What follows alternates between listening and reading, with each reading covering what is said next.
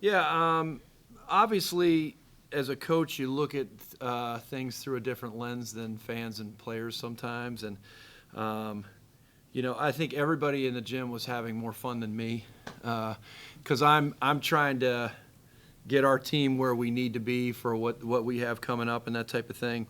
So I probably looked a little more stressed out than everybody else, but really pleased, obviously, that everybody got a chance to play. Everybody on the roster.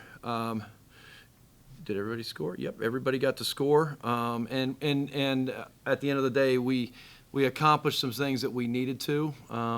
The number one thing being getting the first win of the year. So really pleased with that. I mean, there might be some people that were surprised by Maya's shooting. Everybody other than her teammates and us, we know that she can shoot the ball like that, and it was great to see our team after Monday's performance, dismal performance from the three-point line, shoot 13 for 24 from the three-point line tonight, and hopefully that will get us kind of in a shooting rhythm.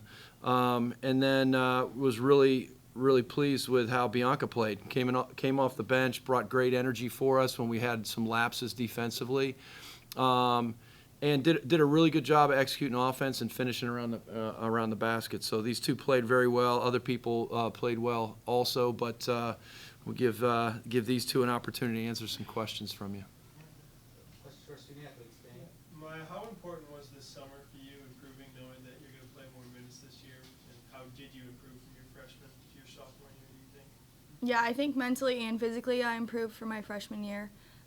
This summer was huge for me, just getting in the weight room, getting stronger, and getting in the gym and shooting with our coaches and just practicing as a team to help me get better this year. And what's your mindset when you start to get hot from three, like you're 1-on-1, you're 2-2, you're 3-3? You seem to not be thinking about it much. No, I don't really think about like when I make them. When I'm open, I'll just shoot it. Yeah. Yeah, she better just be hunting the next shot as quick as she can, right, when she starts shooting like that. Coach, what's a harder game for you to coach?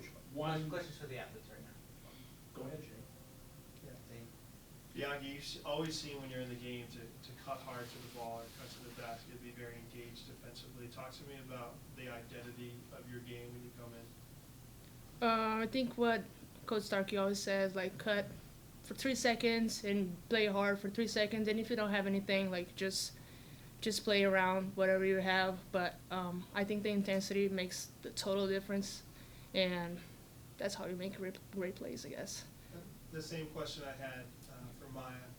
Where do you think you saw the most growth in your individual game from last year to this year?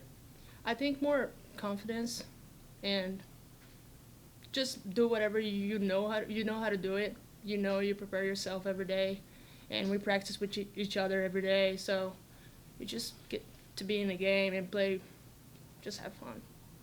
And this can be a question for both of you guys. How much does it help you guys being a very close group? Because you guys are always together off the court, always having fun. There's always smiles around practice. How much does that help and lead to chemistry on the floor? I think it definitely improves our performance. I think we can trust each other more on the court when we know each other on a personal level, and we always get along with each other. So you just get happy for one another. Doesn't matter who's scoring or what anyone's doing. You're just happy for whoever's doing it that night. Yeah, I think we all know what everyone is capable of. We've seen every day, and on and off the court, we know each other's personalities, so we just trust each other.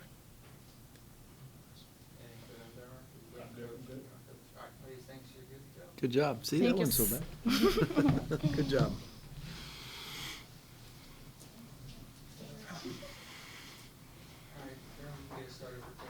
Coach, you said in your remarks about Monday being a more difficult game. What's a more difficult game for you to coach? A game, your opening game against James Madison, against a team that should compete for a championship, or a game like this where you're expected to win by 50 plus?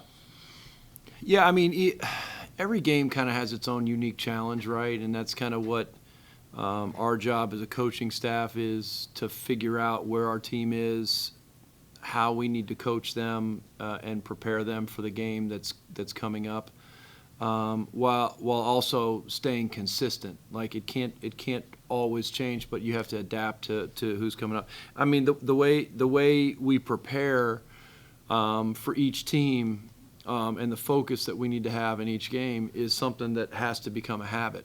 right? And so it can't be, well, we're playing James Madison, who's picked to win the Sun Belt, and prepare one way, and then we're playing Walsh, a Division II school, and prepare a different way, and then we go to NC State next game and prepare a different way, because then the players can't get into the right learning rhythm. And the way we want to continue to develop. So try and stay consistent with that, understand where our team is at that point in the season, adapt to that and adapt to the opponent. But the messaging needs to stay fairly consistent. And your newcomers, your freshmen, what can you say about their performance after the first week? Yeah, I mean, it's good to. I'm critiquing their performance a little different than the fans are, and they're seeing Journey out there scoring and Megan making great passes and stuff like that, and I like to see that. I love the how aggressive they both have been. They have both worked really hard. They will continue to develop understanding of the nuance of college defense and how there's no time to rest. It's like you have to do the next right thing and the next right thing and the next right thing. But they're both very coachable players. They've shown some moments of really good basketball, and I'm excited about their future here because they've really fit in with this group and have a lot of great basketball ahead of them. Coach, when Journey gets the ball, it always seems like it's an attack-first mindset, whether she's open for three or she's taking the ball to the rim. Did she come in with that, or is that something that you tried to foster a little bit over the summer? Well, that's why we recruited her, because she's an aggressive player. She has a scorer's mentality.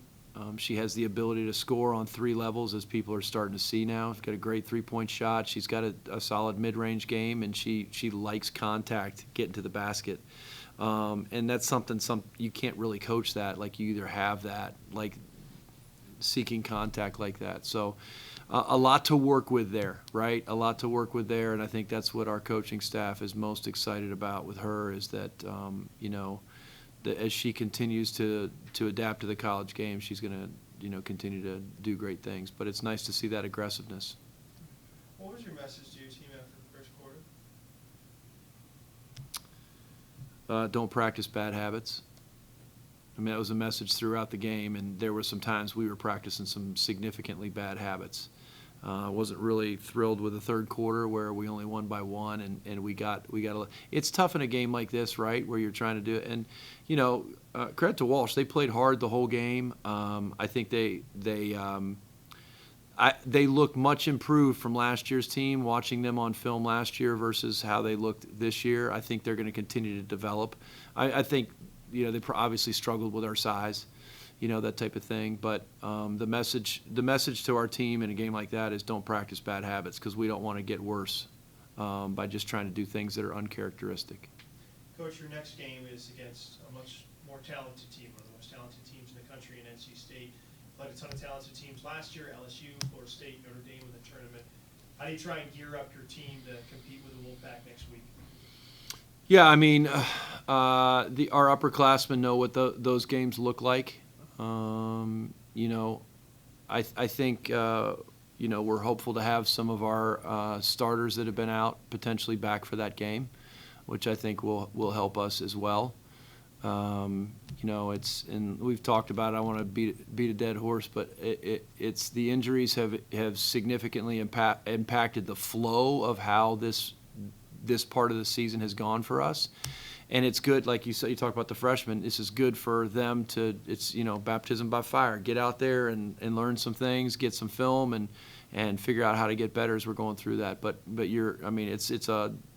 James Madison was a really good team. NC State is a great program, and I haven't watched anything on NC State, but I will tonight.